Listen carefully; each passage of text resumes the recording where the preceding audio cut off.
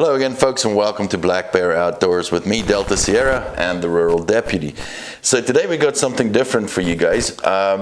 We're, of course, talking about the Sig Sauer Romeo X Pro, which is their new optic, and it's sitting on one of my favorite pistols, the Walther PDP Compact. So you got any experience with Sig optics? I had one years ago on a AR pistol. I had absolutely loved it. Oh yeah. You know, it's a quality optic for the money. It really is. I was happy with mine, and if you're running into any issues, you've got their warranty. So that's true, because Sig now has got a lifetime warranty as well, very similar to the Vortex one, which is spectacular. And what I like about this Romeo X Pro, it's kind of modeled after the new M17 optic that they've got the military contract for. Now theirs is a closed emitter, so it's just got an extra little panel there, like a glass panel. This one's open emitter, but the rest of it is pretty much the exact same thing.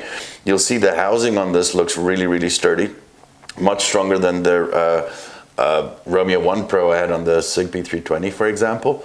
And one of the cool things I really like is, I don't know if you remember on the X Gary, when you put the Romeo 1 Pro on it, you lose your rear sights, right? Right. And what that's got on it is kind of a shallow notch, where this one actually has a proper rear sight on there.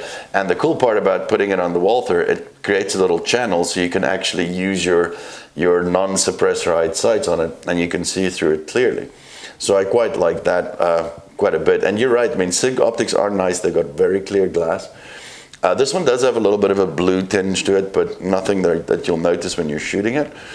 And if we're looking at some of the features of this, it uses the CR1632 battery.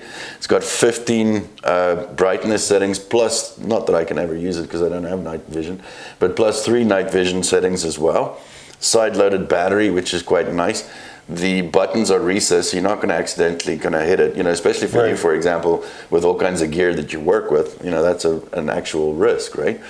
They say it's got 20,000 hours battery life. It's got the MOTAC, which means is whenever it feels motion, it comes on, and then it switches itself off when you need to.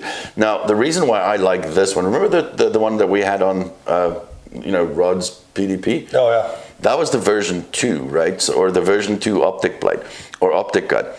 Now, basically what that does is it allows you to use that hollow sun, which is a direct mount. And the cool thing about it is you don't need suppressorized sights for it. Now, this one gives you the same thing. If like me, you have the V1 optic cut, you just need a plate. And this particular one has got the C&E precision plate on there. So far, I'm pretty happy with it. Any thoughts on it from your end? I run it a little bit, when we're down here. Mm-hmm. I like it. I'm happy with it. The dot's clear. I like that channel.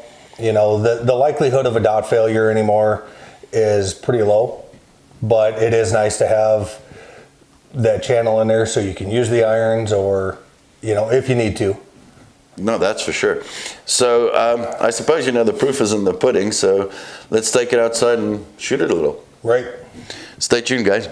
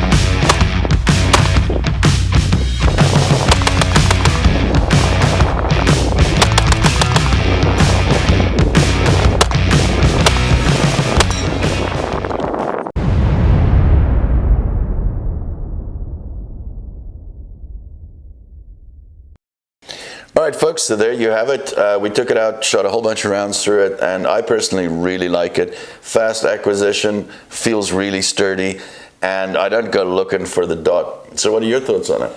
I like it. The dot, it's easy to bring up, find the dot.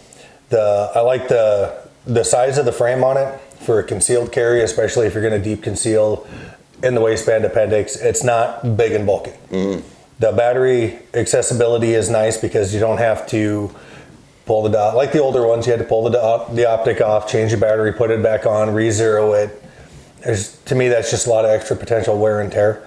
True. Like I said, I'm happy. I like how they designed it. I do like that channel where you can use the irons again without having to have the suppressor height sights, which is going to raise your profile a little bit, like on the front sight with a little snaggy possibility. I really like the low ride capability of it. And something I forgot to mention, they do make a closed emitter civilian version too. It's a little bit more expensive, but all it does, it gives you an extra pane of glass that kind of encloses the emitter. So if you do want an enclosed version, you can get one. A little bit pricier, but I mean, for my purposes, this is concealed carry. I don't think a closed emitter is such a big deal. For you, maybe on the road, that might be a different. Yeah, on the road, a closed emitter is nice, just because we're out in the elements and the dirt and the mud and dust and all that. Sounds good. Well, there you have it, folks. So if you had a little bit of fun with us today, learned something new, or enjoyed the video, please give us a thumbs up, hit that subscribe button down below, and if you're really happy with us, you can hit that super thanks as well. Guys, remember, supporting us supports everybody in the 2A community that makes 2A content, shows the algorithm that stuff you want to see. As always, you all stay safe, and we'll see you next time.